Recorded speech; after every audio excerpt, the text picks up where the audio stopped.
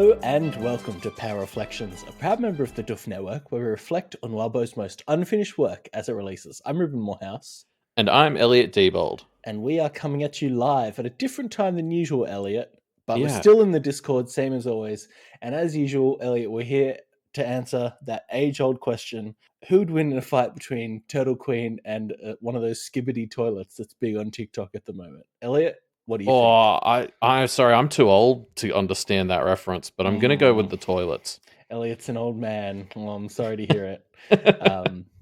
Anyway, what are we here to talk about? Oh, so should we say quickly, because this episode's coming out late, we know there's another chapter out, but we're pretending that there isn't. So we're here to talk about 24.x today. 24.14 doesn't exist in my mind. I haven't read it yet, so I'm going to have a pretty easy time. I went to read it and then I was like, should I read this? And then decided not to read it so that I wouldn't spoil my brain. It's been a while since we've run into this, so it's like I had this thing all over again. I'd forgotten what it was like to be in that position where be allowed to read a chapter. And also to know that everything I'm saying this week could be much more wrong. That's a throwback. That's a throwback to Deep Impact days. Huh? Yeah, exactly. It feels kind of retro because I don't know. That's less of a Power Reflections vibe and more of a Deep Impact vibe. If it helps, Elliot, we've been wrong about a lot of stuff. I remember we had a meetup here in Sydney last week, and one of the topics of conversation was just how wrong we were about the story coming to an end in arc 13. I know, but usually we're wrong live. That's less embarrassing. That's acceptable. Yeah. Well, it's now everyone's going to be like, oh, well, they're saying this, but we already know that that's not true. Whereas usually it's like, oh, that could be right. No, it's not. Hey, Elliot, speaking of being wrong live, do you think Finish Off is the last arc? I mean, it's kind of ridiculous to say. The arc's name is Finish Off. And so, I don't know why it hadn't really hit me until, I guess now, this week, that this might be the final arc. Because it just seems so unlikely, but... I mean, I've done the same thing I did with Summer Break, where at the start I assumed this was the last arc, and then as it's gone on, I've kind of been like, well, it can't be the last arc unless there's a bunch left. I remember going through this with Summer Break when we were at Summer Break, 13, and being like, well, all the meta stuff is telling me this is the end of the story, but I don't really understand how that is. But I guess, and I feel kind of like I'm there again. I'm like this is the final arc. It feels like it's got to have a handful of chapters left at least. It's going to get to 24.24 or whatever. Yeah, I don't know. I definitely, if I hadn't known 24.14 was out by the time I read 24.x, I would have been like that. I see why you were telling me you thought it was the end of the arc and there was going to be an arc 25, because they could have absolutely kicked off another arc. Yes. Let's get into it, shall we? Yeah. Oh, I do want to say I forgot to do a little word count update last week. I think it was in 24.13. Pale became longer than Worm and Ward combined. So officially best story. That's how the quality of stories is measured, obviously. Mm-hmm. Yep. In raw word count. That's the rules.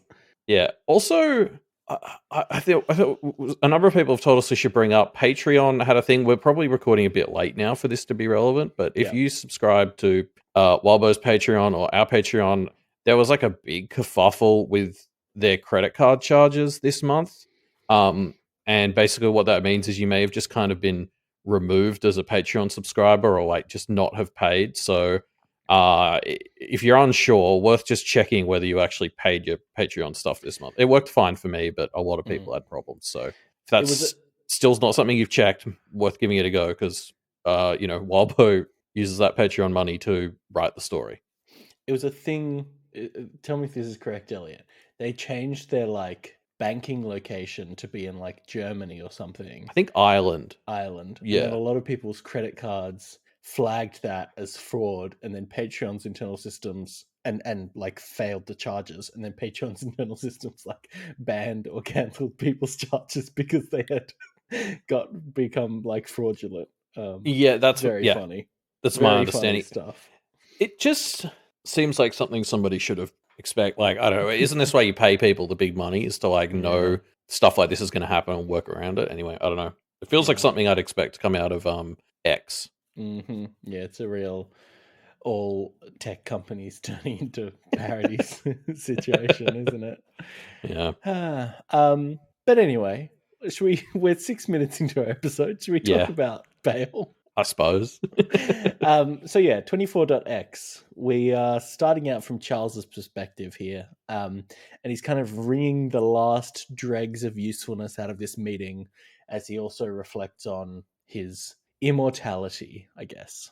Yeah, and I thought this was like a really fascinating internal monologue that he's having with himself, because like I can kind of see what he's saying. Like he's gone from being this like ragdoll toy that the universe wouldn't let die, like he had no power, he was on the bottom and he wasn't allowed to die, to suddenly now he's kind of on top. He's sort of all powerful, technically immortal, and But he's like everyone wants him weirdly to die. more at risk of dying now than he was when he was forsworn. Like that is actually an interesting weirdness to this transition he's made, isn't it? Like as he's gotten more power, in some ways he's more limited and he's more at risk than he used to be. Like it's kind of like the world's smallest violin for his problems, in a lot of ways, obviously. But yeah, like at all this stuff, like he's thinking about how he kind of has to do what he says because he is law now as an agent of the seal. He like his word is law and he must abide by that. And it's like that actually wasn't true when he was forsworn. So like again, it's like weirdly he's more limited despite all of his power. Yeah, yeah, yeah.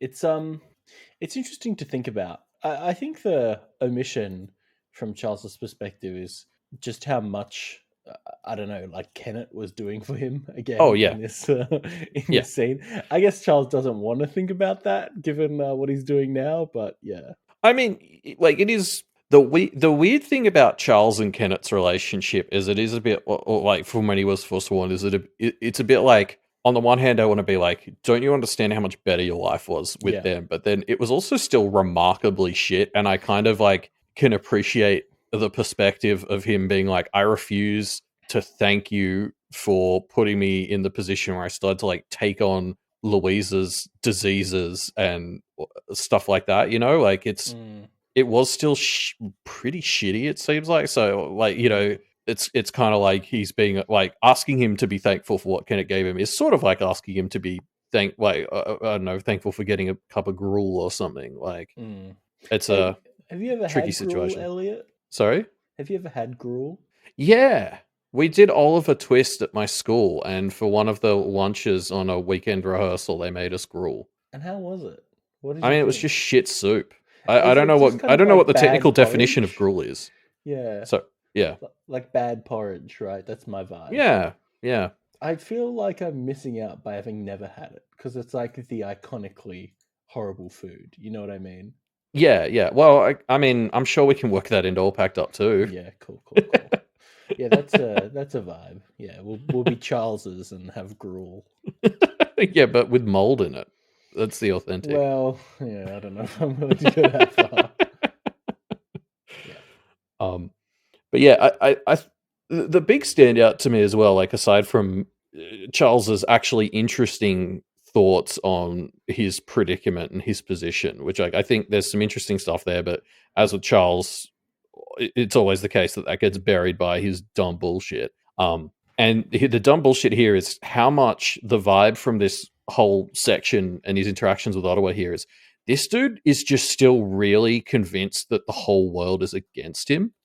Like, and I guess we've been told that the judges kind of get locked into their headspace when they ascend, and I guess that's sort of what I felt like with Charles here is he hasn't just gotten stuck on like his revolutionary stuff from when he ascended, but also like just that inability to trust anything good because he assumes the universe is trying to work against him. Also seems to have made it through his ascension. Like he just, I don't know, we're in his head here, and it's like he almost just expects that everyone is out to get him, and it's like helping recontextualize why he's so fucking bad at working with people because he just is so resentful of the universe he just can't trust. Yeah. He hasn't kind of conceptualized that institutional powers and how backing him up. You're not the underdog anymore, Charles. Yeah, yeah, it's weird. And I, like even when he was forsworn, the deal was cut with Musser and all that, and I guess that's sort of how it compares to him. But it's just yeah, I don't know. The vibe he gives off in this chapter is like the dude just hasn't moved on from this state of it. And I want to talk a lot about how he compares to Lucy in ways with this, but like this is a big one for me. Like this guy just still thinks everything is out to get him, and it becomes a self-fulfilling prophecy, right? Like this is what so much of Pale has been about. It's like, you know, if you treat everyone like shit, don't be surprised when they want to shit in your cup. That's what Godet tells him. It's like kind of true, but he just can't see it. Yeah, yeah. Charles, you're a funny guy. I'm glad that you're maybe going to die soon. Yeah, it does. I'm so confused because I thought the plan was kind of not because we don't have Charles, a replacement yes. Carmine. So like, No. I always liked the idea of treating him like a summons and, you know, just editing him. Like, yeah.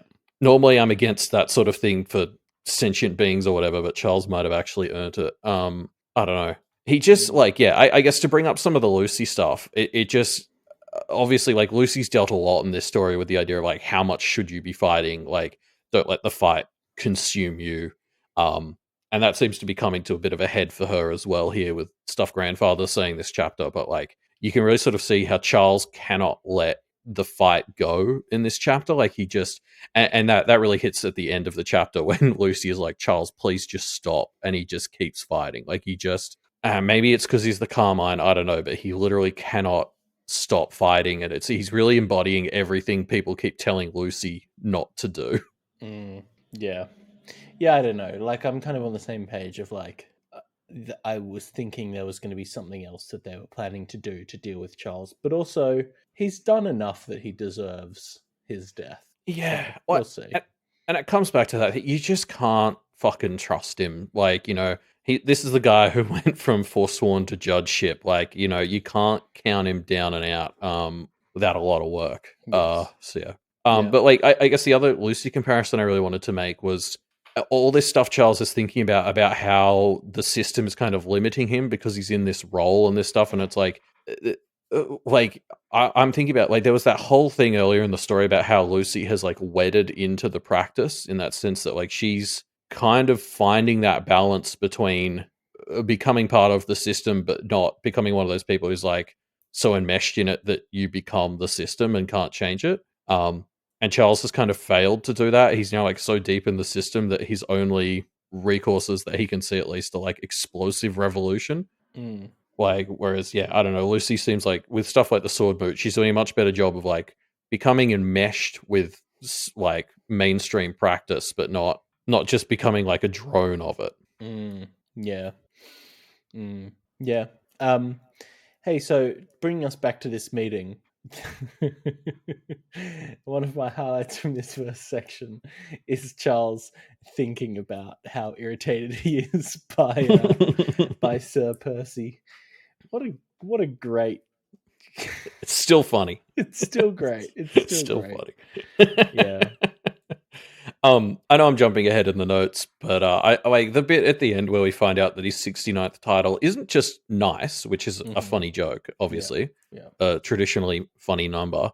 But he then goes on to expand and like kind of try to justify it. Like he's like, my 69th title is nice because I'm very nice. I try my hard and like blah blah. And it's like that's so much funnier and like shittier of a joke. Like it's so in the spirit of Percival that his 69th title isn't just nice, but he then goes on at length about like trying to like it's that whole vibe he's had the whole time is this like, you know, that English essay where you're trying to max out the word count, and it just feels like more of that. Like, yeah, he's not just nice. It's like he then has to do this clear bullshit to justify it. It's so funny. Yeah.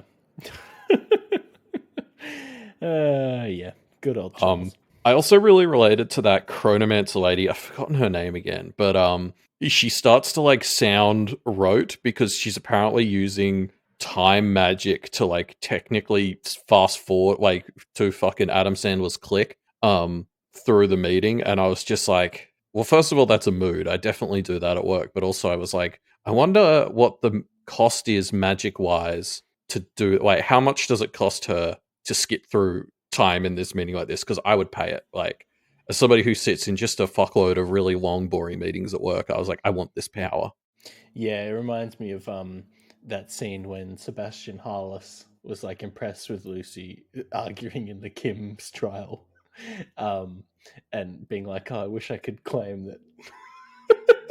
Or was it? I wish I could claim Yeah. that. Yeah, like being being annoying and dragging things on was a valid assault and get points for it.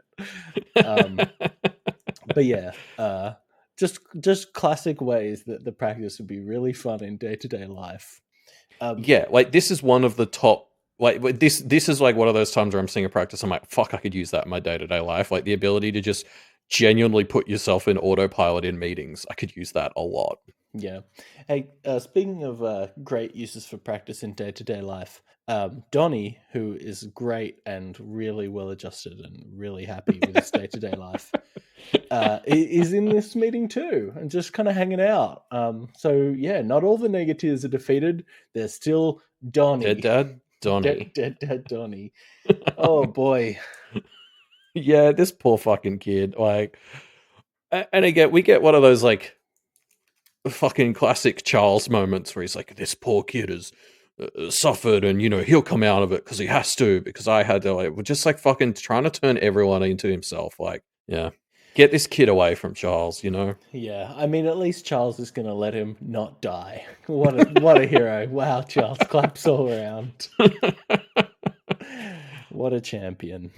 Yeah, and like he has that moment where there's the golden boy Kim guy who reminds me of Alexander, and he's like, it's like, oh yeah, this kid's looking at Donnie like a kid who wants to like take apart insects, and so he's kind of like, hey, just don't do that, and it's like, oh, this is such a good environment that he's created. Yeah, he's not fostering a great sense of community, is he? Yeah, no, I'd call that one of his major flaws. That's yeah. Charles needs to read Pale, is what he needs to do. There's also this part where he kind of gives the Ottawans a little bit of slack in the argument. Like he's a bit like he gives them some concessions, and he's sort of like, yeah, because it's going to be fine because my ritual incarnate is going to take off. It'll find a candidate, and that candidate is going to ruin their lives, and he might even or they might even be strong enough to undo the very idea of binding oaths and deals. And I was just like, okay, Charles, like I know that you got burnt by Forswornness, so you're anti like super binding oaths or something, but like you have to see that binding oaths and deals is like really good and really fucking important. It's the like over the top punishments that's the problem. Like I know it's not news that Charles is a fucking idiot who's overcorrecting his solution to the problem, but it was just like it's so easy to draw this line between the idea of binding oaths and like being a metaphor for just the concept of like having a legal system and like legal punishments for stuff. And it's like he's essentially advocating there for complete removal of any enforcement of law. And I'm like, that you see why that's a problem, right, Charles? Yeah, it's I don't know. I think he's just I've had this criticism about Charles many, many times. I think he's just still in that like he's still in that trying to lash out phase at what he sees the problem being without having really thought it through enough. I don't know. Yeah. I mean, exactly. I know we're retreading fucking old ground, criticizing Charles on this front. But it just like there's if he wasn't doing so much damage, it would almost be kind of adorable how naive Charles is. Like he does really think that some of these problems are that simple and like a few small changes will fix everything in the world, and like the way everything's kind of black and white for him. Like it's all like yeah, if he wasn't doing all this damage, I'd be like, oh, it's so cute that you think that. Like, but he's in his position. I'm just like, fuck you, Charles. Like, yeah. Yeah. Also, sorry, before we move on from this section, and apologies to people who read my live read because they've already listened to this rant, but the Aurum comes up, and I have to ask once again, what the fuck is the deal with the Aurum? Like, this is... Will the Aurum ever come back? If we're a handful of chapters away from this story ending... Yeah, like I've been keeping a list of what I consider like the open threads that may or may not need to be addressed by the time the story ends, and the Aurum just keeps like moving further and further up because like he keeps getting talked about, but like I mean he has to be in the Crucible, right? Because like what else? Where like I thought he was going to show up before this point. Like what is I don't know. Yeah. I tried going back and looking at like Do you remember when I forget the name of that lady, but she was telling Avery all about like what coils were and like how the Aurum was trying to make himself act like a coil? Mm. And it was like all this stuff about how he like finds rigged games and works his way up to the people at the top. And I remember at the time I was trying to advocate for that being Charles, and now I'm looking at the Crucible and I'm like, hopefully the Aurum is fucking up the Crucible. I mean, I don't know. That's pretty optimistic, Elliot. I know. Well, maybe he's doing it selfishly and not. I may be given up on the idea that I had back then that you and Jay made fun of me for, that it was like he might be trying to betray Charles for the Kenneteers, but he might be trying to betray Charles. Just because something Charles thinks a lot about this chapter is how many fucking times he's done this same fuck up. Like, I think it's right at the end of the chapter when he's been stabbed. He's thinking back on like Alexander, Bristow, Mussa, like the Revenant, the gangs. Like he's kind of going through all his history of fuck ups. And I was like, oh, that's right. The first rule of Charles is the people he allies himself with is a fucking mistake. So I don't know. I just don't know when to expect the Aurum to come out, but it's just crazy that it hasn't happened yet. Yeah. He must be cooking something in the Crucible. It's the only. It's the only explanation. Well, we'll see. And you know what? For all we know, Elliot, he's already come back next chapter, and we just haven't read it yet. So if that's the case, apologies everyone who's yelling at your podcast player right now. Vice Versa is also pointing out in the chat. Charles did in fact refer to like the Crucible winner using he/him pronouns a bunch of times, which is, I followed his example, which is definitely a mistake. But like in a chapter where, as Lucy points out, Charles's biases are really showing, that feels like a fucking big one. Yeah. Yeah. I mean, yeah, we'll talk about Charles's biases soon enough, I guess. Sure. She who drowns in moonlight also drowns the Titan in moonlight. Well, and water, mainly water. Yeah. This reveal that the drowning in her name is something she does, not something that happens to her, was so funny to me. I always assumed she was the one drowning in her name. Yeah. I love this. Yeah. No, she drowns folks in moonlight, mate. Well, and or just clouds. Really, sometimes you have to compromise. It really didn't occur to me, till like right at the end of the segment, it was like she's drowning him, and I was like, it's fucking like it's a classic fucking Wildbow twist where I'm just like, yeah, it was right there, I suppose. Yeah. Yeah, no, it's pretty fun. Hey, it's a fun. You know what I really liked about it is it's like one of these like alien perspectives kind of vibes that Wabo does. All the way back to the dog interlude from Worm, which was one of the best ones, right? Like, it's great stuff. But then also, Thunder Bay. Let's just call her Thunder Bay. But you're spelling that B-A-E. B-A-E, yes, of course. For the practitioners listening, they already knew that, but for the innocents... Yeah. Good to know. Thunder Bay, she's kind of clearly like, because she is an elemental, but one that is kind of picked up more and more from the people around her, she's almost got this like alien trying to learn to speak human language vibe in this interlude. Like she's using metaphors and kind of like trying them out and being like, actually, I don't really understand what I'm saying kind of vibe. It's just really fun. Yeah, it's this interesting like desperation to be human and fit in. Like, I mean, look, she has an Avery banner at the top of her segment. I feel like that kind of covers it. This is big early story Avery vibes of just really wanting to fit in and just completely unable to really connect with people in the way that she wants. Yeah. I mean, we used to talk about this a lot in early Deep Impact as well, but like these sort of more xenofiction-y perspectives are my favorites. And I love the little details in this one. Like, she uses for the fight a lot of descriptions for her own body where she's trying to map it to like the sort of chakras we've learned in this story from Soul and Self. Like she's like, it hit my sacrum and all this sort of stuff. But it's like, but it doesn't really work. Like there's a number of times where she's like, he ripped my heart out, so I'm gonna grow a new one.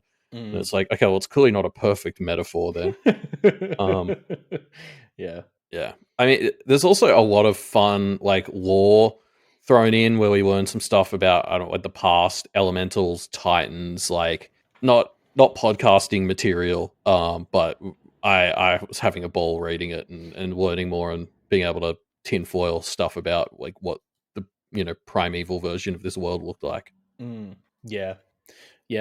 Thunder Bay also does a lot of fun thinking about the contradictions and paradox of her existence, much like Charles. Like, she kind of also is someone who is seemingly kind of immortal, but isn't meant to be. Like, elementals are meant to be very fleeting. She's not meant, like, by her nature, she's just as weird as Charles is in a lot of ways. But unlike Charles, she's using this halfway broken existence that she's got to kind of make the most of it. Like, she's in a world that isn't designed for her, but she's fucking doing what she can. She finds what she can. This whole thing is about a bunch of people coming together and supporting her, and it's like she can't get the connections she wants, but she's got a fuckload of great connections. And that is what ends up winning the day for her. It's just great. Yeah.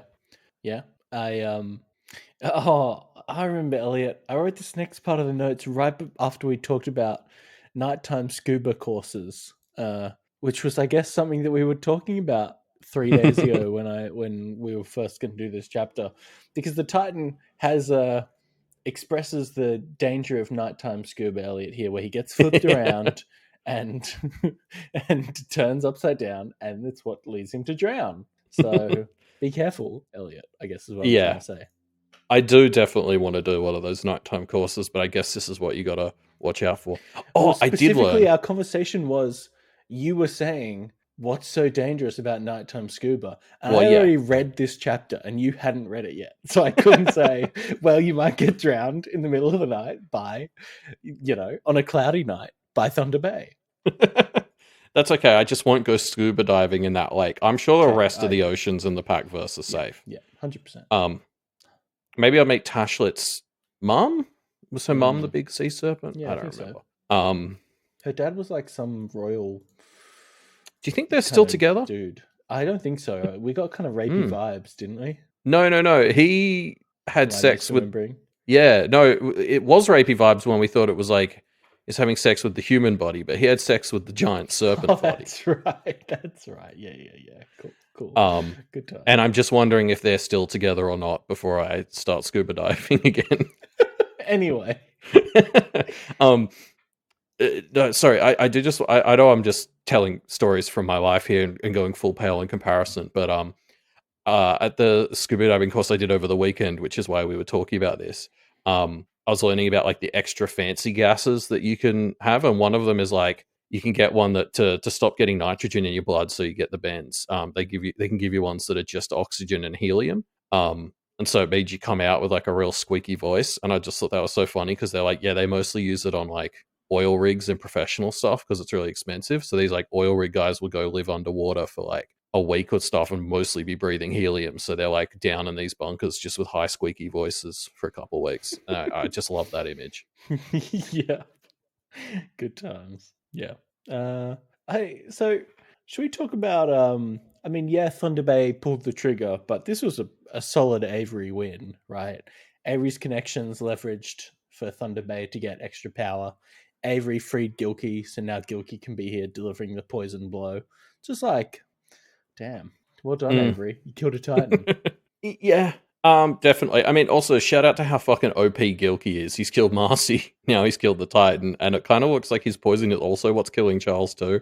And obviously there was an element of Charles and Marcy fucked around and found out by making him worse. But like Gilkey's really done a number on all the higher powers in this region. I guess these alchemists were no joke. But yeah, I think like coming back to what you said, like I do think it's interesting thinking about how much, I want to say blame, I don't know, credit is the word I'm looking for, the opposite of blame, Avery deserves for this win here. Because obviously this chapter we learn that Charles didn't want to put the Kenneteers through the Crucible because he was worried that they'd pervert it by winning good. And what's really funny is obviously now they're heading into the Crucible, and we'll talk about that. But I think this chapter does a really interesting job of actually kind of showing us that he's right, because we have three perspectives here that aren't Charles. And when we were first introduced to the Crucible, I've pulled out this quote from Gray when she was telling Avery about it, but the Crucible puts individuals through the gauntlet of history. They have to face what came before the seal, then the seal itself, and then what came after.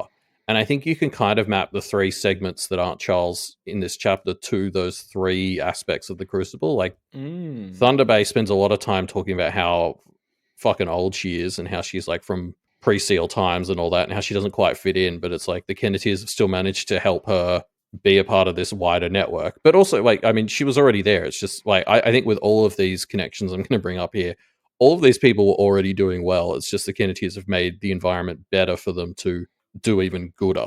And so it's like you know, we're seeing here that these like people like Thunder Bay can take down a Titan because this environment has been made better by the Kenneteers, I guess. And so it's like this is like sort of step 1 for the Crucible. I consider this like checked off, like they're doing well before the Seal, I guess. Yeah, it's interesting. Okay. So then before the Seal itself is what, Deb, and then after is Clem? Is that what we're going for? Because Clem's an Aware, and Aware are like wrinkles from the Seal being stupid. And Deb, and then B, as a practitioner. She's a practitioner. She's like kind of what the Seal is. It's like a human who's taking on responsibility and shit. Interesting. Very interesting. I mean, it's also because I also think each one, I think it's kind of maybe doing 2 things, probably more. There are others I missed or something, but there's also, I think each segment also directly shows off part of the reason why Charles is shit. I mean, there's a lot of vibes in this interlude of like kind of addressing major themes of the story. So it's all going to sound a little bit repetitive, but like obviously a key thing that happens here is even though teamwork is really hard for Thunder Bay and she doesn't connect with people naturally, she's figured out how to make it work. And as you said, like with help from people like Avery, she connects to all these people and manages to defeat the Titan. And it's like that's so directly contrasted. Everything we see Charles doing is like he has hostile relationships with everyone. He's the only people he's really working with are the Kims, who he's actively planning to betray. Like dead dad Donnie kind of counts, I guess, but that's barely.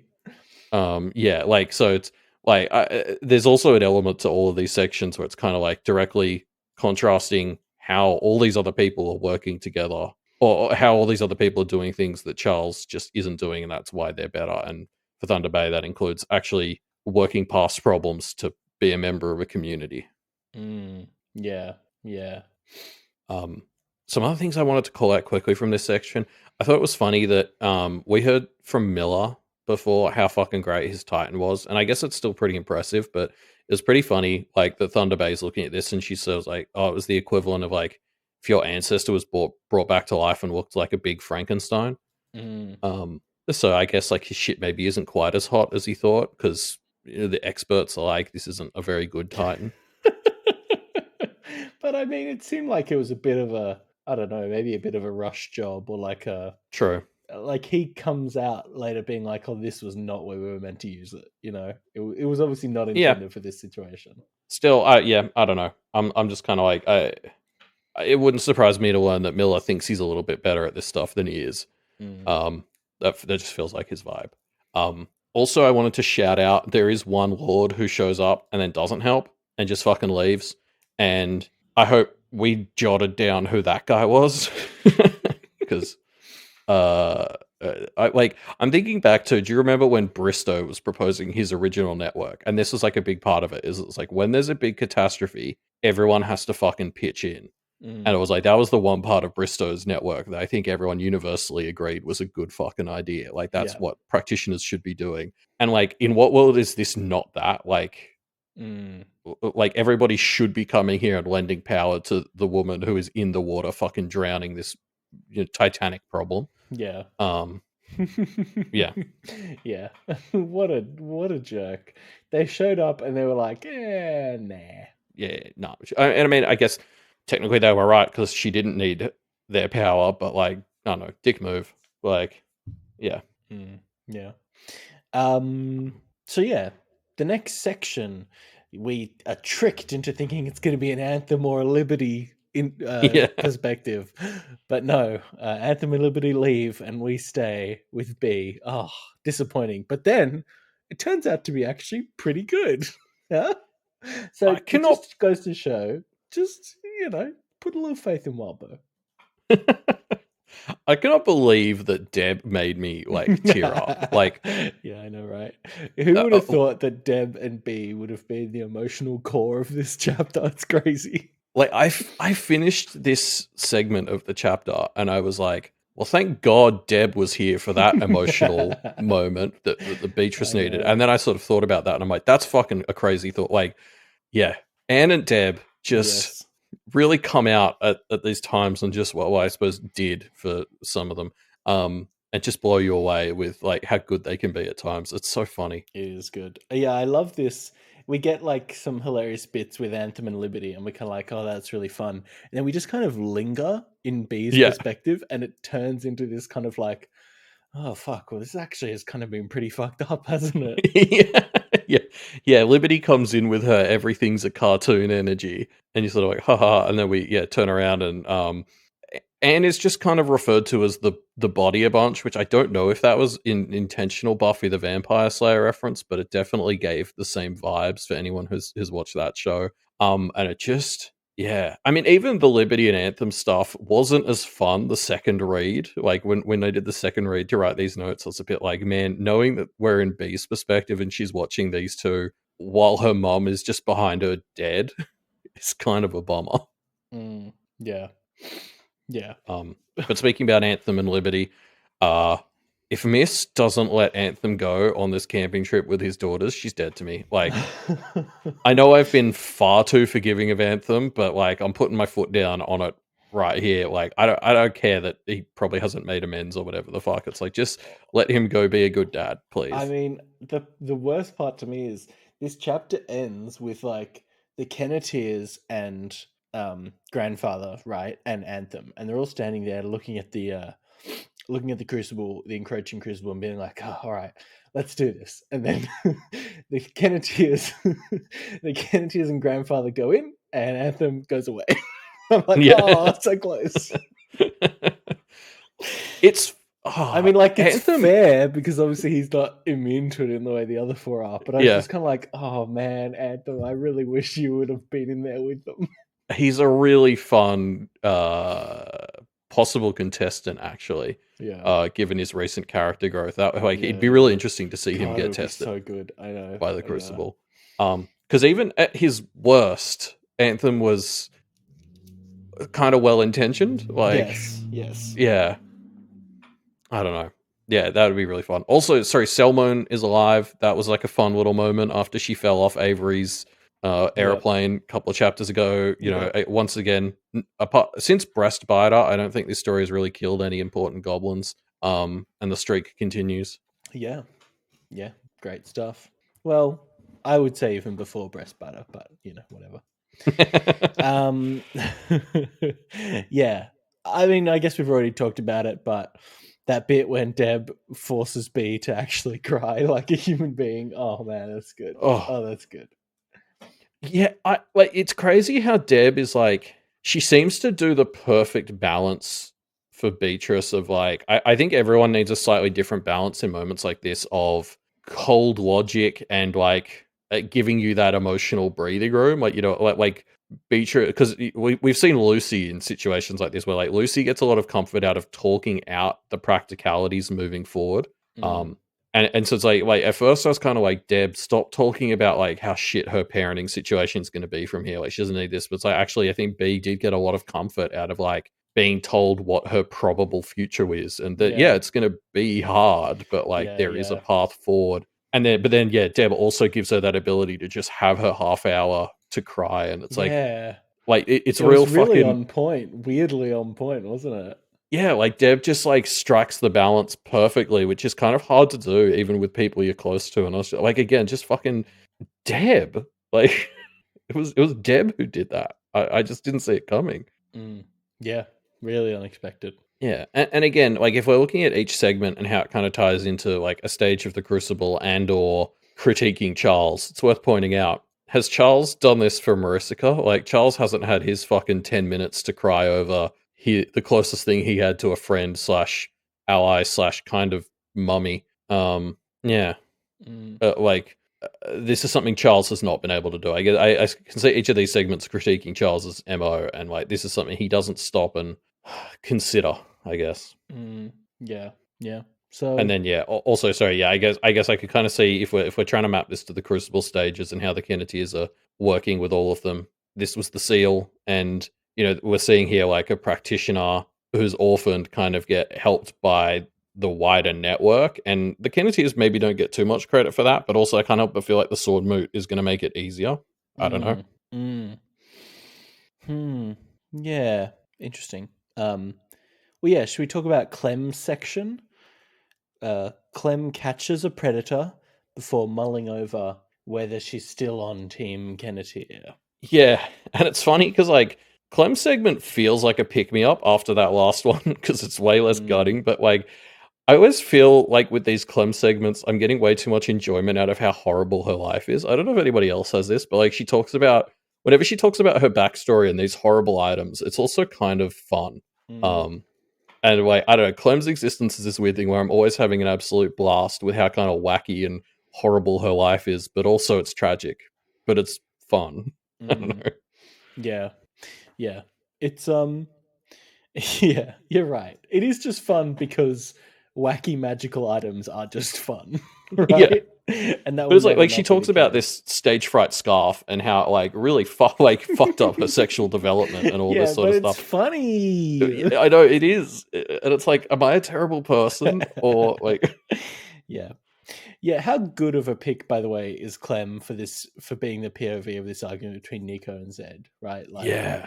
Clem was clearly already very on the fence about the Kenneteers, and so it really feels earned that Clem decides to stay, and that's a big moment for the Kenneteers. Like, it feels so powerful. It was really lovely. Yeah, and it feels like we've talked about it a few times through this arc, but it's been weird, this vibe that Clem has been building of like not trusting the Kenneteers. Like, an arc or two ago, I would have said Clem was pretty ride or die for the Kenneteers. And this arc has really been reinforcing that's not actually the case. And it kind of has felt like it was all leading to this moment where she's like, she actually really does have problems with the Kenneteers. Like, she's not their number one fan by any stretch anymore. But like, she can see, as you said, it's a big win for the Kenneteers because she can sort of see that like they're trying their hardest and they're trying to do the right thing, and that's like that wins her over, and that's actually really important. It's also like just one of those great interlude moments of like I guess we've only really seen Zed and Nico through the Kenneteers for so long. It was like kind of nice to see them as people outside of the Kenneteers, because I feel like these days we only see them in interactions with the Kenneteers or with people who are asking them about the Kenneteers. And it was like, I don't know, just seeing Zed and Nico have a fight about the Kenneteers, but a step away from them it felt really important. I don't know, like just getting that perspective with the Kenneteers kind of out of the picture so we can see what other people think about them. I don't know. I kind of get where Nico's coming from. I don't agree with her, obviously, but like she was bringing up important points that somebody should be bringing up, and it's the sort of discussion we're never going to get to see with the Kenneteers in the room, because them being there naturally changes how that discussion goes. Yeah. Oh, man, just a really fun conversation. I feel so bad when Nico says either they're allies and they've spent my goodwill, or they're friends and I'm disappointed in them. I was just like, oh fuck. Oh. Like I can't. I feel like if Nico, I feel like you still got some ground to make up in this friendship. I don't know that that's true anymore. They've lent on her a lot in this story. Yeah, she might. True. But I thought that was super interesting. Like, I'd love to get Avery's perspective on that comment in particular, because that, like, I don't know. I just can't help but like be like, as somebody who obviously saw the Kenneteers in action, it's kind of like it is so unfair for them to have expected to do more about someone like Seth. Like, like but I get why from her position she kind of feels like that. But it's just like, I'm sorry, there was no fucking helping that dude in that situation. Like, it wasn't even really their fault. It was what's her face, Nectar, that kind of got Seth got. I don't know. I kind of think maybe Zed has a little bit of a point that karma is affecting Nico and maybe the other Bellingers here. But it's like she kind of has some points, and it's that sort of thing where like what has always been good about the Kenneteers side is that they'll let someone speak up against their plans and stuff like that. Yeah, it's true. Also, a fun little thought here. Zed, Nicolette, and Clem are kind of the first three friends that the Kenneteers made outside of Kennet. Yeah, true. Um, so I really enjoyed seeing the three of them in this because it felt like a bit of a retro throwback to the start of the story, and I was like, this could be the first meeting of what I assume will become a regular, like, those three Kenneteers dragged us into some real intense shit support group. I feel bad that Bree's not in the list. I mean, Zed's there, they're a couple, it counts. Yeah. Okay. Fair. That counts. I Um, see that. but yeah, I don't know. They're also just three people who were rescued. So Wob was saying in the chat that there's another common element. But yeah, I don't know. It's like, oh yeah, Megafire says they're enemies turned friends. I like that. I hadn't thought about that. Yeah. Yeah, I never really considered Clem an enemy turned friend, but I guess she was sent in by Bristow. Yeah. Yeah, but no, that's a really good point. I think that's what my subconscious was trying to get through to me. But I love that point. Yeah. But yeah, Clem fucking wrecks 10 Mercy, which feels like a no mean Yeah. feat for sure. It is funny because she's the whole time she's like, I shouldn't be doing this. I have responsibilities, blah blah. And I was just like, nah, fucking get him. Like, I try not to advocate for violence anymore, but like, fucking let him have it. He's such a piece of shit. Yeah. Um, but yeah, no, you're right. Like, she's powerful. Like, she's obviously got that Verona banner, and like, if for no other reason than she's making a strong case for Verona's idea of keeping magical items on hand in case you gainsaid, because like, she's not a practitioner. She doesn't even have the ability to properly understand how these items work or fix them, and she's still pretty powerful with them. Yeah. I thought this Tamagotchi was pretty funny as a magical Sorry, item. Ruben, Hachawachi, which sorry, Hachawachi. Yeah, definitely. I always want to use the proper term because I love, like, Hachawachi is such a good name for a Tamagotchi ripoff. Like, yes, you hatch them and they're they're usually a on watch. watches. Yeah, Yeah, no, Anyway, yeah, it sorry. was good. Still in love with that name. So this Hachawachi, the vibe of a Hachawachi that you have to kind of panically button mash before it kills you is very funny. What a great magical item. I love this idea of, it gets randomly summoned and you got to mash buttons to get it away again. And of course, it's like a weird fucking Digimon duck thing. Yeah, it's so good. I mean, these magical items are so fun, particularly in someone like Clem's hands who can't like refine them like, Verona could, because they all come with a gotcha. Like, so Clem's so funny in combat because there's some crazy cost to all of her items too. So she can pull great shit, but she's kind of playing this weird balancing game of like, also she has to manage the fallout from every tool she uses. So it's like this weird like pick a cost scenario, and it just always turns into chaos, and it's so fun. Yeah. Yeah, it's very tends towards chaos. You're right, in a way that is very just always fun, right? Yeah. But again, I think Clem is really valuable as that kind of part of the crucible that is testing how you interact with the world after the seal was created, because Aware were only created because of wrinkles caused by the seal, is my understanding. And it's like Clem is someone who her life is hopefully better thanks to the Kenneteers, but like we see that she also decides to kind of stick with them. And like they're doing good in a world that's post the seal, I guess. Also, if we're looking at how this segment kind of critiques Charles, something Clem really does in this segment is stop and think about like what responsibilities she has and whether this fight is worth it. And burn on Charles. Yeah, something Charles could stand to do. Yeah, that's good. Yeah. Speaking of Charles, we're finally back with Charles. He's about to step outside of the meeting, and the fight is on against the Kenneteers, including Verona, who's tucked away in her little domain. This was that big, like, again, because I read this chapter so late, like you and other people have been saying this could be the end of the arc, and I was like, but it's a .x, and that's not how that works. And anyway, and then as I was like reading it, like this happened, and I was like, oh, okay, no, I can see why people were saying that. Like, this is a big sort of here we fucking go. Yeah, moment. for sure. Man, when Charles is in Verona's domain, and it's just like, because like, he's obviously like talking about, okay, we've got to be like ready as soon as we step outside, blah blah blah, but you're kind of like, yeah, great, like that's expected. As soon as he's in Verona's domain and Verona's like, don't you want to explain? He's like, no, I'd rather you dead. And you're just like, oh fuck, like there's a pretty good chance Verona is about to die. Not to mention, every paragraph after Charles steps out for the first 4 or 5 paragraphs end with, and then he exploded Avery's head and he ripped Lucy in two. Oh, but it was just glamour. And you're kind of like, it almost amps you up by having him kind of, in air quotes, kill each Kenneteer until he gets to Verona, and you're kind of like, oh fuck.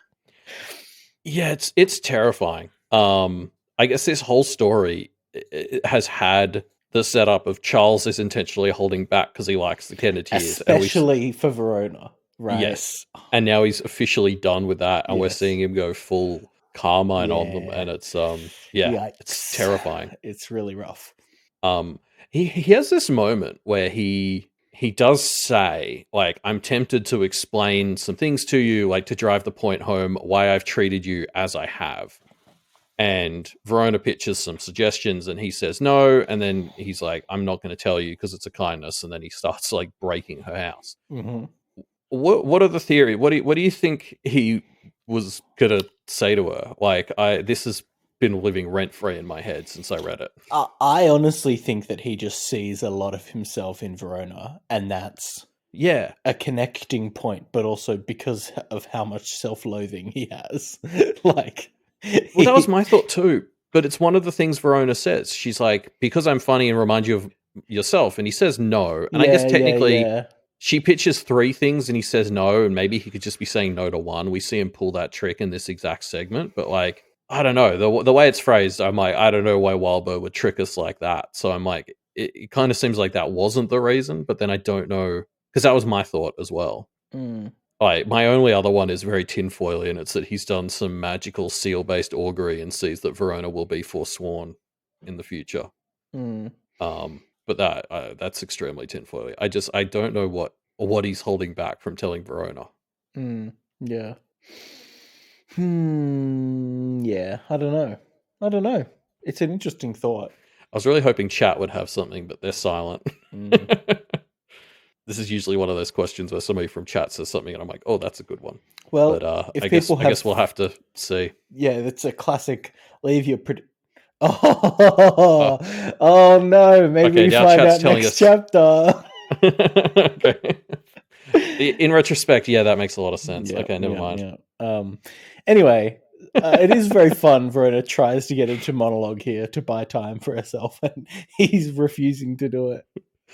Yeah, as this was going on, I was like, credit where it's due. He Charles fucks up a lot, but not letting Verona start talking while you're fighting her is absolutely the right call. I guess don't fight Verona is an even better one because it still doesn't work for him. But it's Verona is keeps trying to start talking, and Charles is like, no, absolutely not. I'm not allowing you to do that. And I was like, okay, if you're going to fight against Verona, that is step 1. Yeah, 100%. Don't let Verona monologue. Yeah. Well, he still gets distracted, but it would have been worse if he'd let her monologue. Well, yes, in fact, he does get distracted, and while he's distracted, he gets got. He's stabbed in the side with the railroad spike by Hollow Yen, who was inside Hollow Gillette. Oh, get wrecked, nerd. This is so good. So Rook's non-plan comes to fruition. So can we talk through it? Because it's one of those ones where, on the second read, I feel like I got it about 75%. So Rook had intentionally helped Marcy become the blood goddess with that spike, so that when the Kenneteers took her down, they would get that spike and it could be kind of prepped to be used as a weapon against Charles. Rook also made Yen specifically from the remnants of the Hungry Choir and kind of started to train up Yen so that Yen could be used as a part of taking down Charles, because Yen was kind of made of Charles from the Hungry Choir. It's just there's a lot of bits, isn't it? Yeah. It's good. My addendum to that is my read on Rook is just a little bit more she doesn't necessarily she didn't necessarily plan for the Kenneteers to use it. Put a lot of pieces there. Yes, for them to use, what Rook does is and I wonder if there are equivalents for Charles's side, or maybe even some of the same pieces. But Rook's whole thing is she didn't necessarily set this up for the Kenneteers to win. She's just very good at putting powerful pieces on the board in vulnerable positions, and it's up to you to use them. Yes. So, like, did she, what, like, I think it's technically ambiguous. Was she doing all of this specifically to help the Kenneteers, and she is on their side? She just wanted them to do it themselves. Because there was a line like ages ago in the story where she talked about how like Lucy was the sort of teenager that could take over the world. So she definitely does think highly of them. So part of me is like, maybe she is actively on their side, but I think it's also technically possible that she did the same thing for Charles's side, and all she does is just set people up to do stuff, and either way, she gets what she wants. Yeah. Like, yeah, it'll be interesting to catch up with her after this to see whether she tries to make out like she was always hoping they'd do it, or whether, like, did she want the Kenneteers side to win, or was she just kind of playing both sides and gave them both these opportunities? Yeah. Because it just also wouldn't surprise me to learn that Charles's side had these opportunities. They were just too blind by their own bullshit to see them. I also thought it was just really funny to me that, like, Charles is kind of caught off guard by this because he's like, I looked into her words using my powers of being an agent of the seal and of law, and there was nothing there. And I was like, mate, she's a fucking Oni. Like, her existence is literally defined by standing against the seal. So the idea that you tried to use your powers of being the seal to like check her words is just like, again, if Charles wasn't so aggravating, his naivety would almost be adorable, because it's like she's defined by breaking that exact power that you tried to use on her. That was a bad plan. Yeah, nah, man, Charles is a goober. And I also I love this kind of not planned thing, because it's fine. Like, I love it as Rook kind of Bristowed that, like, we've seen this in the story before. Like, this was Bristow's whole thing with the Aware, is he wasn't responsible for the Aware, because he'd be like, hey, maybe you should go here and do stuff. And the Kenneteers were even trying to pull the same thing with the Innocents, which is maybe how Verona thought of this idea. But it's like, I just gotta love, we had all this shit about the not plan, and now we're seeing it. And I'm like, oh, this is something the story has absolutely explained to us is possible, because we've seen people in the story not be tied to shit they do by the spirits, because they just gave themselves one degree of freedom. And so it's like, oh, this isn't Rook's plan, because all she did was just put valuable pieces in vulnerable positions, but she didn't say what to do with it. Yeah. Like that original line where Holoyen was like, Rook did not leave you with the idea that there was a plan. And Verona was like, well said. Like, that line has aged extremely well. It's so silly. It's so silly, these fucking practitioners and how it all works. It's not good. But I don't know. I'd be very interested to, I guess, explore the trial of Rook after the story, because I part of me's like, nah, you still have some shit to answer for, though. Like I want somebody to put her on the stand and be like, okay, so, were you on side, or were you playing both sides? Yeah. But the answer is neither. Or I don't know. Like, she just kind of does what she does, Yeah, but are we okay with that? I don't know. Part of me still kind of like, Rook, we need to have a fucking chat about how you do what you do. Because, it kind of worked out, but, like, seriously, mate, you need to, could you do it in a less fucking frustrating way? Yeah. Because I don't know, ever since she was first introduced in the story's really gone out of its way to explain how what she does is different to Fairy. And, like, I see it, but also it shares a lot of similarities with how fucking aggravating it is. And that's just not a position you want to be in. You don't want to be adjacent to Faye. Yeah. But yeah, sorry. I do also, just before we move on, there are obviously big, like, Brett-related comparisons to be made to the fact that Charles destroys Verona's home in a tantrum. I'm sure, like, a lot of people sort of noticed how Brett-like that behavior is. But I really wanted to call out the even more important fact to me is, like, Charles had a domain, like, and in fact, Vice Versailles pointed out him being violent in a domain is what led to him getting forsworn in the first place. So, like, he's never ever had an original idea in his life. Yeah. It kind of almost feels like a big chunk of this chapter is we're watching him fast forward through just repeating all of his mistakes at once. Or within one chapter, because he just I don't know. It, like, as much as they were like Brett things, like, you know, he's opened himself up to Brett comparisons by destroying Verona's house, which is obviously not a good position to be in. But also just yeah, like he should know what this feels like because he had a domain and he lost it, and he keeps recreating shitty versions of it that he hates. And it's just like it's not news that Charles is willing to cross lines to get what he wants. That's a huge defining factor of his MO, but like it just frustrates you every time you see it still. Yeah. So yeah, Charles has been stabbed. He's pretty injured, so he decides to retreat into the Crucible. The Kenneteers, unimpacted and uninvited, prepare to give chase. I mean, yeah, here we fucking go. This is what a great setup. I can see why everyone was like, there could be a whole other arc after this. Yeah, 100%. I really like because like there was a lot of predictions of like the Kenneteers are gonna have to do the Crucible, right? It's like a natural resolution for the story. But so that was deconfirmed pretty early in this chapter. And this fact kind of gives this vibe of like they can still go into it, but they get to kind of observe it with this kind of detachment and examine some of the, I guess, more like moral questions of it slightly more, outside of having to do it themselves, and just like naturally they can kind of skip through it and it's not going to take them, hundreds of years inside it or whatever. It's just like a really neat idea to allow us to explore it, but not in a way where they have to kind of do the whole thing and have this, long time inside the Crucible vibe. Yeah, well, like the comparison I'm making as we head in is like, what do I think it's going to look like inside the Crucible for the Kenneteers? Yeah. I think we've got to go right back to 1.x when they went into the Hungry Choir ritual, but not as participants. And again, like they were specifically immune from the Hungry Choir's ritual, but it was able to fight them when they tried to fight it. So yeah, I don't know quite what to expect, but I think it's going to be less detachment because obviously when they were in the Hungry Choir ritual, they were physically there and they were physically able to interact with stuff. But it's like the more they push things, the more they can kind of get dragged in.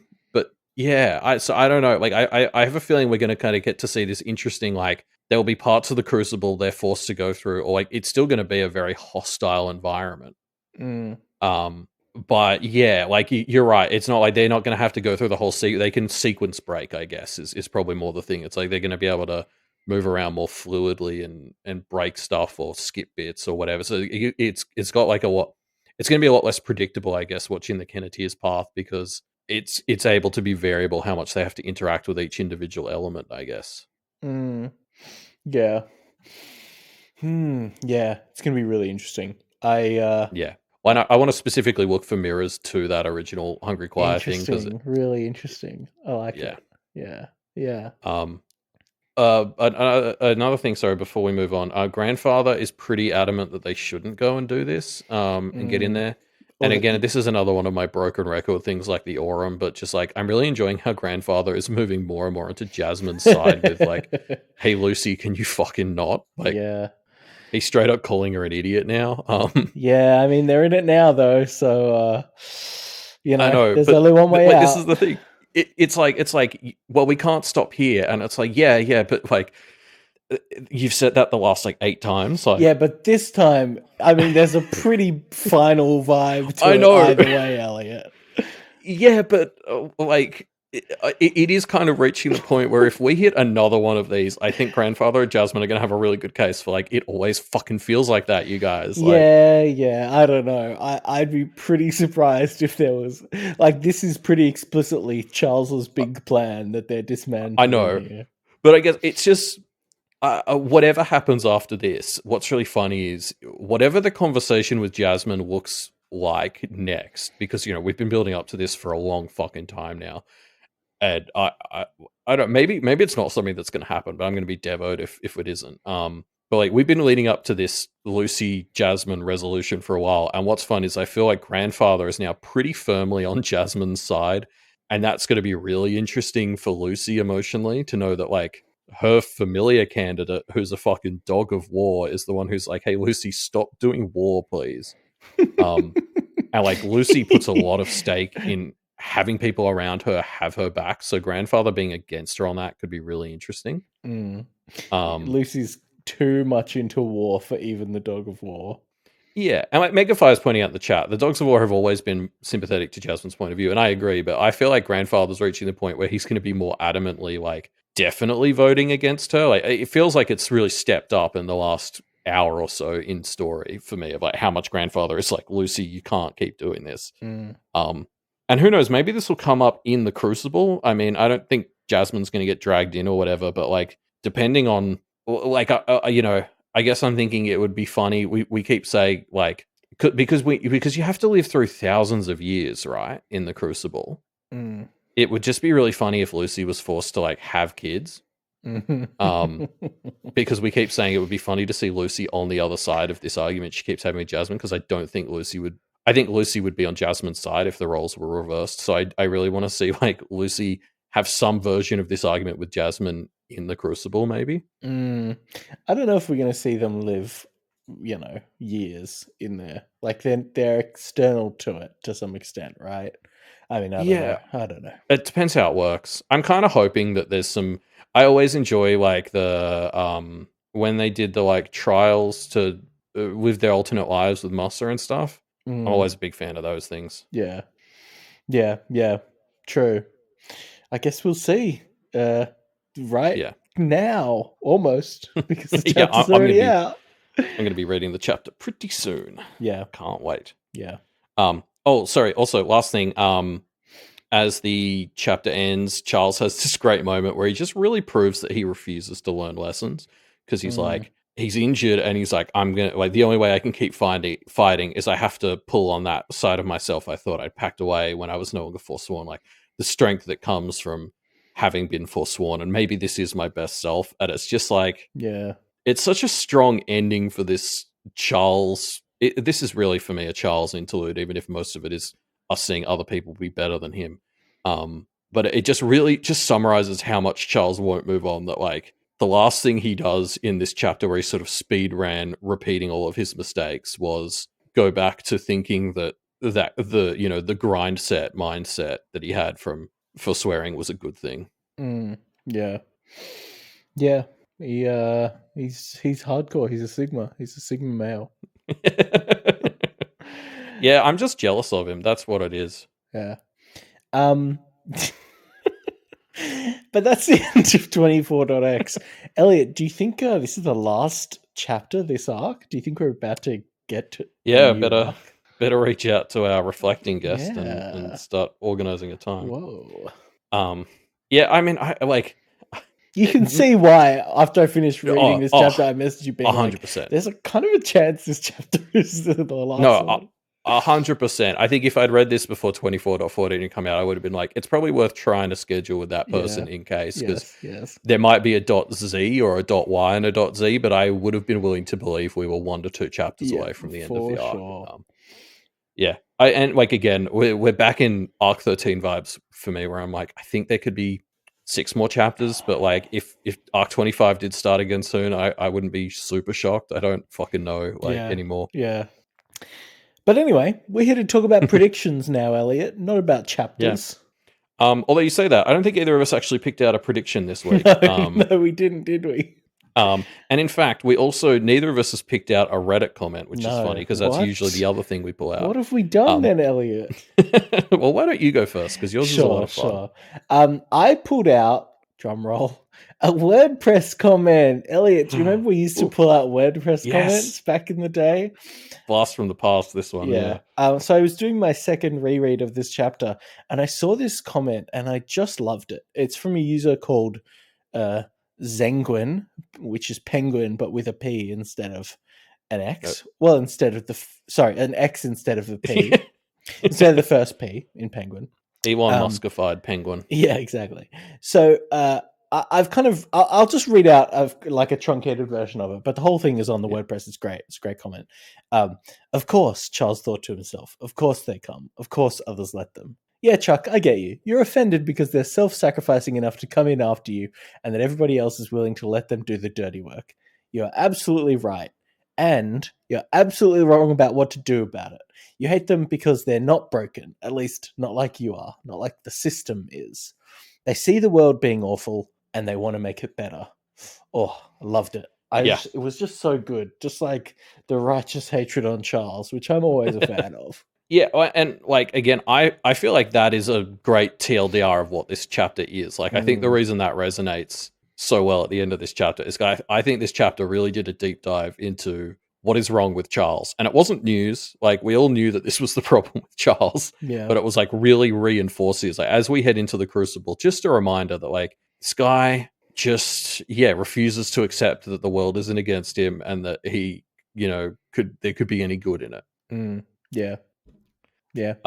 Loved it. I've pulled out an email that we received a bit ago that just brought me so much joy that I thought I should just read it out on the podcast.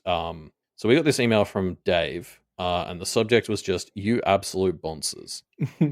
And to TLDR it, basically Dave is making their way through the Pale audiobook and Pale Reflections, and they're quite far behind. So I guess shout out if you ever reach here, Dave. But they just reached our very first April Fool's episode where we said that the podcast was ending because of a cease and desist, and they were apparently gutted that there wasn't going to be any more until they realized there were more episodes and it was just us taking the piss.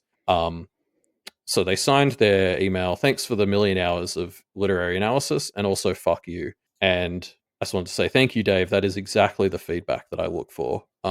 Is thank you and fuck you combined is exactly the energy I'm going for. So I hope you make it this far. Yeah. Also, I can't believe that old April Fool's episode is still working its magic. Kicking butt. Hell yeah. Great chapter. I thought that was so much fun when we did that. It was such a good one. Yeah, but that was definitely, I wouldn't do that again. I don't know if you remember, but somebody actually emailed somebody else with another powerful. I felt really bad at the time because somebody took it seriously and actually reached out to try and find out who sent the cease and desist. And I was like, oh god, funny. Yeah. Anyway, hey Elliot, we had a discussion question this week and a half, huh? Yeah. We were asking what rehabilitation would look like for the three main negatives. Yeah, and kind of, I mean, like, let me just briefly summarize all the answers by saying having a supportive community that can help bring them back to reality is pretty much the answer. You can tell everyone who answered this question has read Pale because all of their answers were very Pale-esque. Yeah, it was. Hey, Kenneth. Yeah, which is that was like particularly there was an answer from Kachortu who was sort of like, I'll just go through their theme, but it was like Cameron's rehab is basically get her away from Seth, which tick. But like basically they're like legit just not being in a relationship will do wonders for her. Like get somebody else caring for her mom. Give her some space, and she probably more than any of the other negatives could pretty rapidly rejoin society and actually like become better. Yes. And that was really the one where I was like, oh wow, you've just described what happened to Avery and Kenneth. Like that is like the answer to this question really is just give them a Kenneth. But sorry, to go through the rest of Kachordu's things. Basically Teddy probably wouldn't accept rehab. Like he's trying to leave his best self behind, and so it was kind of like just let him live a kind of escapist lifestyle, I guess, was Kachordu's answer, because that's probably all you're going to be able to get him to do. And then they say Kirillin just needs a fuckload of therapy. Probably spend years getting her to admit that she's not doing well, and then you can work from there. Yeah. I really liked normal non-Eldritch guy's answer, which was basically they need good parents. For Cameron, normal non-Eldritch guy thinks Jasmine should probably step in here. Basically just having other people realize what Cameron's situation with her home life is like and getting her a better, situation to be in, right? Yeah, pretty much. Like, it was the fact that Cameron couldn't lean on anyone regarding her mom's condition that like caused that situation to get so terrible. Like it's like Vice Versa is saying in the chat right now. Like Cameron is just someone who really needed a fucking parental figure. Teddy also needs a parental figure. A normal non-Eldritch guy has suggested Yiyun, which I really liked conceptually. I thought would be really fun. I also really liked the point that eventually he might become like a regular at Verona's bookstore, because I get normal non-Eldritch guy really drew on that synergy that exists between Verona and her Negative counterpart, like their mutual love for items and dabbling / just sorcery, all kinds of cool magical things. Yeah, like it's sort of I feel like it's similar to what we were talking about with Miller last week, where it's like I would love to see Miller work for Verona because I think she could bring out the best in him. Like Teddy's in that camp as well. It's like, Verona's going to get stuck managing all these dickheads who are monsters when left to their own devices, but she can kind of manage their terrible tendencies, bring out the best in the worst people. Yeah. And then Kira, I don't know. Kira's the one that I think people struggled with. Kira has a long path to get back to reality. Yeah, normal non-Eldritch guy basically had to write a fan fiction for this one because they couldn't come up with like a straight line for it. So it was all this stuff about how Kira Lynn basically ends up with like robot hands to replace her abyssal ones, and has to basically work as somebody who's got one foot in the world of innocence because she can't be trusted to fully be a practitioner. Yeah. But yeah, basically, the one thing normal non-Eldritch guy said that I liked is hopefully she will get some perspective on how not shit her life was now that, like, she's blown up her own hands. It's like now that she's actually going to have like a, disability or something, maybe she'll actually get some perspective. Yeah. Yeah. We'll see. I don't know. I doubt it for some reason. Yeah. Whoa. I liked what's that, Elliot? Sorry, that was my alarm. Propaganda Pagoda also had a fun idea for Kira Lynn, which is they didn't have any ideas. So yeah, I know, right? Yeah, so what Propaganda Pagoda suggests is you just ask a bunch of people and then you take the average. And specifically, they suggested you ask Toad Swallow, Miss, and the Milkmaid, and you split the difference from how they think she should be. Sure.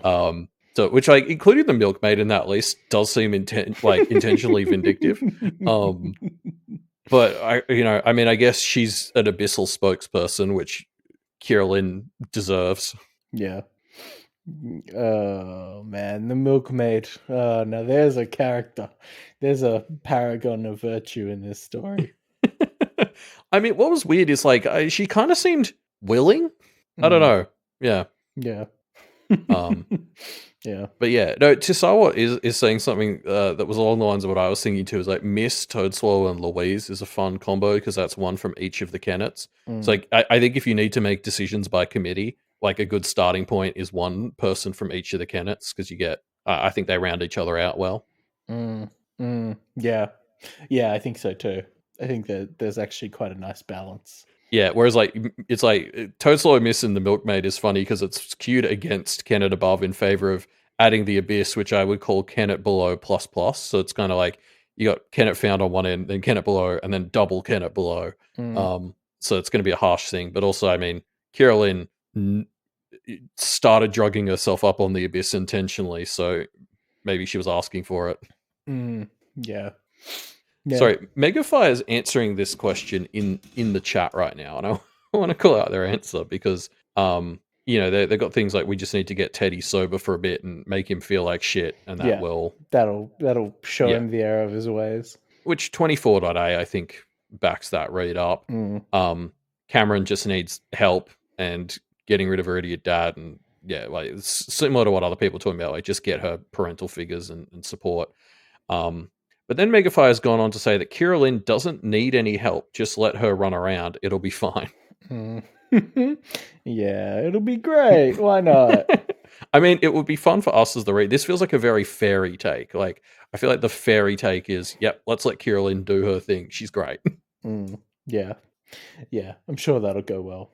Hey, do you think Kira Lynn and Theodora would get along? Oh, interesting. Maybe they could be a team up.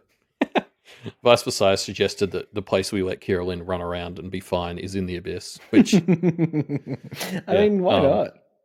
She loves it, apparently. Yeah, she'd be keen. Yeah, I don't know. Sorry, what was your question again? Do Kira Lynn and Theodora, would they get along? And the answer is they would hate each other, but they'd also kind of have a lot in common, I think. Yeah. Theo is also another candidate for... I don't know. Thea feels more like a Verona's home for broken people. Yeah. Whereas Kira Lynn feels more like she's going to be a student of Lucy's home for broken students.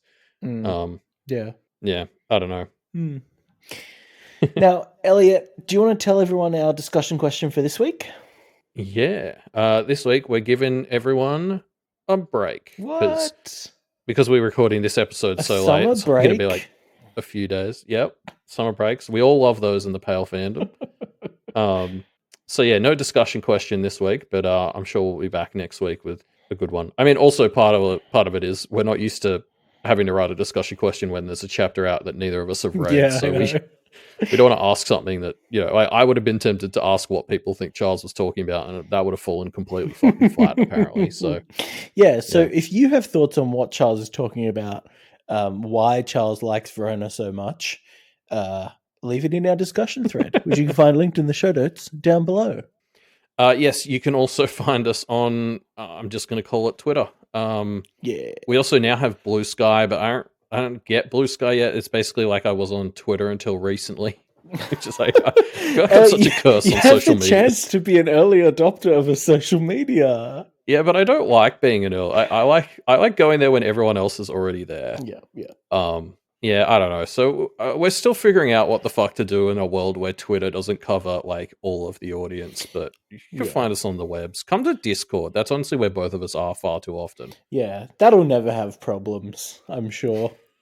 No, but put that challenge out there to the universe. Thanks, Ruben. But if you want a social media that obviously is flawless and has no issues, why not support us on Patreon at patreon.com/duffmedia. It's a great place to go. Yeah, and they're not fraudulent as far as we're aware. That was seemingly a misconception. Yeah.